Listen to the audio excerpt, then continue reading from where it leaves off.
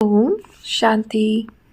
12 फरवरी 2024 के साकार बाबा की मुरली का सार।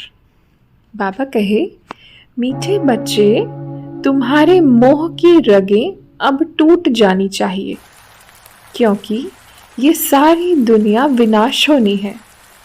इस पुरानी दुनिया की किसी भी चीज़ में रुचि न रहे। मीठे बच्चे, तुम्हारे मोह की रगें अब टूट जानी चाहिए, क्योंकि ये सारी दुनिया विनाश होनी है। इस पुरानी दुनिया की किसी भी चीज़ में रुचि न हो। प्रश्न है, जिन बच्चों को रूहानी मस्ती चढ़ी रहती है, उनका टाइटल क्या होगा? मस्ती किन बच्चों को चढ़ती है? उत्तर, रूहानी मस्ती में रहने वाले बच्चों को कहा जाता है मस्त कलंदर। वही कलंगीधर बनते हैं। उन्हें राजाई पने की मस्ती चढ़ी रहती है। बुद्धि में रहता अभी हम फकीर से अमीर बनते हैं। मस्ती उन्हें चढ़ती जो रुद्र माला में पिरोने वाले हैं।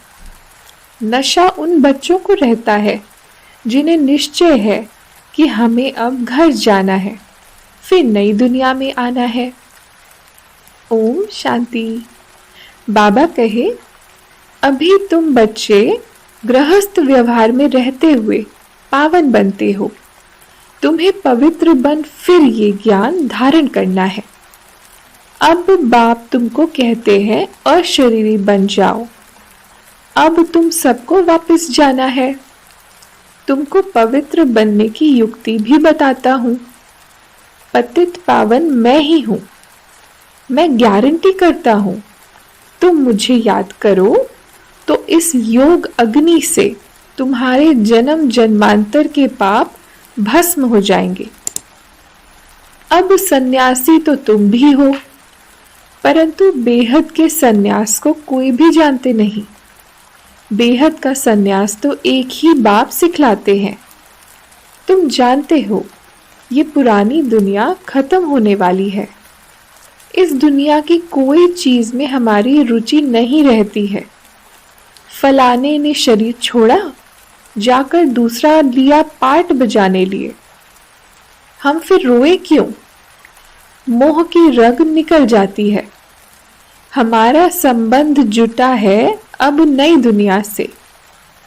ऐसे बच्चे पक्के मस्त कलंगीधर होते हैं। तुम्हारे में राजाई पने की मस्ती है। बाबा में भी मस्ती है ना? हम ये कलंगीधर जाकर बनेंगे, फकीर से अमीर बनेंगे। अंदर में मस्ती चढ़ी हुई है, इसलिए मस्त कलंदर कहते हैं। इनका तो साक्षात्कार भी करते हैं।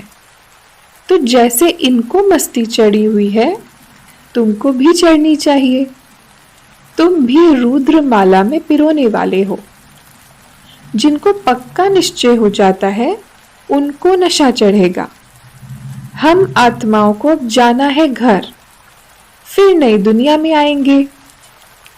तुमको शिव बाबा हीरे जैसा बनाते हैं, इसलिए बलिहारी उनकी है। वर्ल्ड की हिस्ट्री ज्योग्राफी फिर रिपीट होगी। सतयुग में फिर ये लक्ष्मी नारायण ही आएंगे। ऊंचे ते ऊंचा एक भगवान ही है, बाकी तो सब पुनर्जन्म लेते रहते हैं। ऊंचे ते ऊंचा बाप ही सबको मुक्ति जीवन मुक्ति देते हैं। वो न आते तो और ही वर्थ नॉट अ पेनी तमो प्रधान बन पड़ते। भारत ही हीरे जैसा था, अब कौड़ी जैसा है। बेगर भारत को सिरताज कौन बनाए? लक्ष्मी नारायण अब कहाँ है? हिसाब बताओ। बता नहीं सकेंगे। वह है भक्ति के सागर, वही नशा चढ़ा हुआ है। तुम हो ज्ञान सागर, वह तो शास्त्रों को ही ज्ञान समझते हैं। बाप कहते हैं, शास्त्रों में है भक्ति की रस्म रिवाज। जितनी तुम्हारे में ज्ञान की ताकत बढ़ती जाएगी, तो तुम चुंबक बन जाएंगे, तो फिर सबको कशिश होगी। अभी तो बहुतों को पैगाम देना है, पैगंबर बनना है। 84 जन्मों के सारे सृष्टि के चक्र के आदि मध्य अंत का ज्ञान तुमको मिला है। फिर तुम्हारे में भी नंबरवार है। कोई बहुत मार्क्स से पास होते हैं, कोई कम। 100 मार्क्स तो किसी की होती नहीं, 100 है ही एक बाप की, वो तो कोई बन ना सके। थोड़ा थोड़ा फर्क पड़ जाता है, एक जैसे भी बन ना सके। ये भी ड्रामा बना हुआ है, इसमें कुछ भी फर्क नहीं हो सकता। एक बार जो शूटिंग हुई वही फिर देखेंगे। एक सेकंड भी कम जास्ती नहीं हो सकता। ड्रामा है ना। जिसको ये रचता और रचना का ज्ञान बुद्धि में है, उनको कहा जाता है स्वदर्शन चक्रधारी।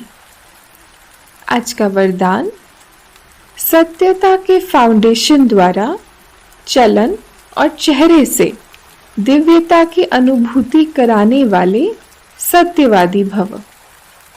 सत्यता की फाउंडेशन द्वारा चलन और चेहरे से दिव्यता की अनुभूति कराने वाले सत्यवादी भव।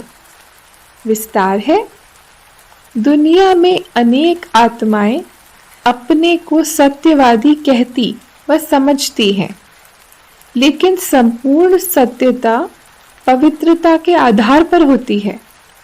पवित्रता नहीं तो सदा सत्यता नहीं रह सकती। सत्यता का फाउंडेशन पवित्रता है और सत्यता का प्रैक्टिकल प्रमाण चेहरे और चलन में दिव्यता होगी। पवित्रता के आधार पर सत्यता का स्वरूप स्वतः और सहज होता है। जब आत्मा और शरीर दोनों पावन होंगे, तब कहेंगे संपूर्ण सत्यवादी, अर्थात दिव्यता संपन्न देवता।